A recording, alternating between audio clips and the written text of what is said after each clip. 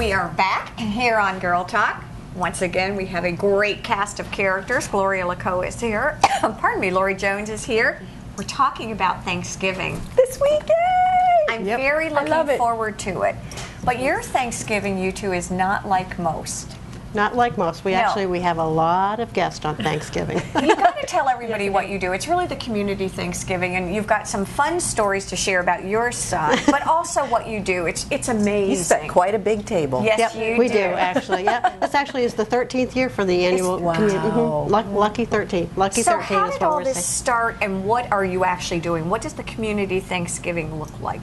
Well, actually, it got started back in 1998. There was an article in the paper the day after Thanksgiving saying lonely locals have no place to go for Thanksgiving dinner. So a couple people, my husband, a couple other people from St. Andrew by the Sea, Brian Carmine, the owner of Hudson's, all called Betsy Dowdy and said, how can we fix this? So this core group got together, and the next Thanksgiving dinner, we were serving dinner at Hudson's. Oh my God. And how many came that first year? Well, actually, it was kind of interesting that first year. We had about 200 volunteers, and we had no idea how many people were going to show up. So at 11 o'clock, when we opened up the door, we were proud to say we served about 1,000 people that year. You did? The first year? The first year, yeah. That's amazing. Yeah. And the fun part is it's not for people that just can't afford it. It's really for people that have no one else around for the holidays. Oh, and I think that's what's been fun. Right. Every year you'll come back and tell stories that are just amazing, of the camaraderie, and you know, it's just a great place to be. Now, how did you get involved?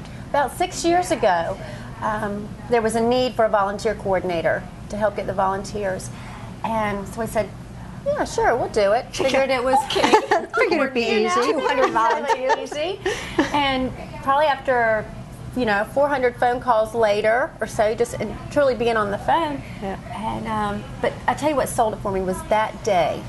There is a lot of prep work ahead of time, but that day, being out there and seeing so many people come up to me and go, oh, I spoke to you on the phone, and I could put a face in again with a name, and just the joy.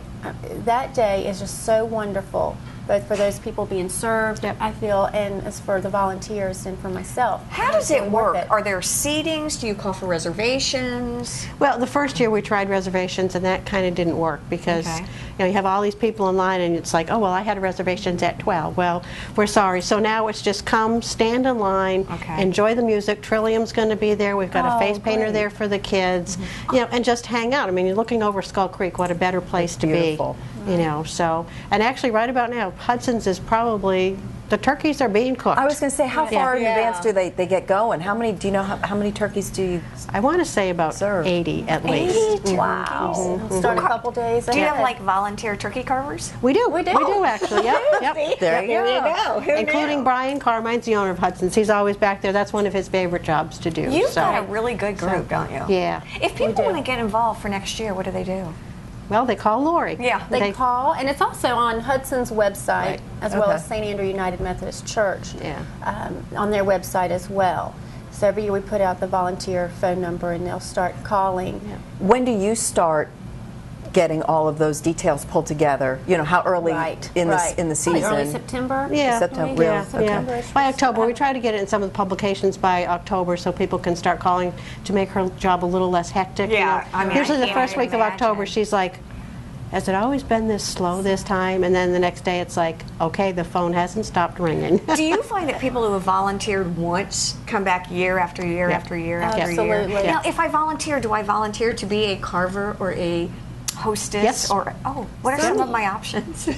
Well, you can sit down and eat if you'd like. Actually, probably one of the coolest ones we have is the host and hostess. To be the eater. If Lori wants to tell you kind of about that little job. Right, the host job, you actually are sitting at a table as if it's your home. You say it's kind of like, welcome to my home. A lot of times we'll put couples there, and they'll sit at either end of the table, and then you may have about 20 guests, depending on how many that table seats. So you always welcome the guests a day, start with a prayer, and get conversation going. Where are you from? How far have you traveled? How long have you been here? And pass the peas. So you're really, you're sharing the fellowship. And Absolutely. really. And as they're in line, we Spirit ask of them it. to put a name tag on with their name and where they're from, because from here, everybody's from someplace else. And based on your experience, do you get a lot of visitors that come too? We do, actually. We do. Some people come and do want to have, a shrimp dinner, but, No shrimp that day. Sorry, not today. What do you serve? A traditional, Traditional We do. Thanksgiving dinner. and what does that look like?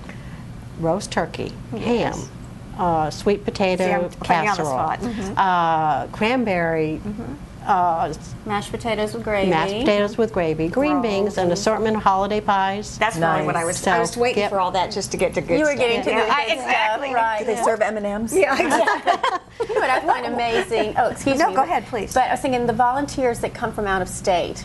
You know, many people they're either they're coming down to spend the week on their vacation, but they call and they want to serve that day, and they say their whole family will come out, That's help, awesome. and then they'll join us for lunch because we do welcome all of our volunteers to eat as well and sit and experience that. And So it's I family love- style, and right? It is served family it's style. Right. Okay. Absolutely.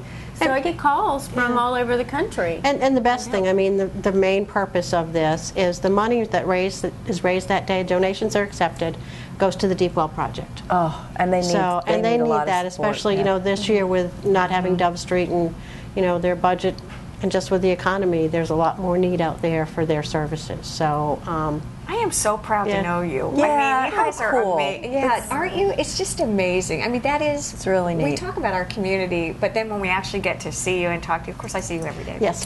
She's wonderful. I see her. We namaste together. There you go. we do. It's inspirational, though. It really, It's really cool. is. It really So is. come and join us. I would love to. And everybody out there, come on and join us. Next Just, year, we're in. Yeah. We really are. just I will come not go with to an Greenville. open heart. Yeah, well, that sounds stay here. wonderful. Stay with us. We'll be right back on Girl Talk.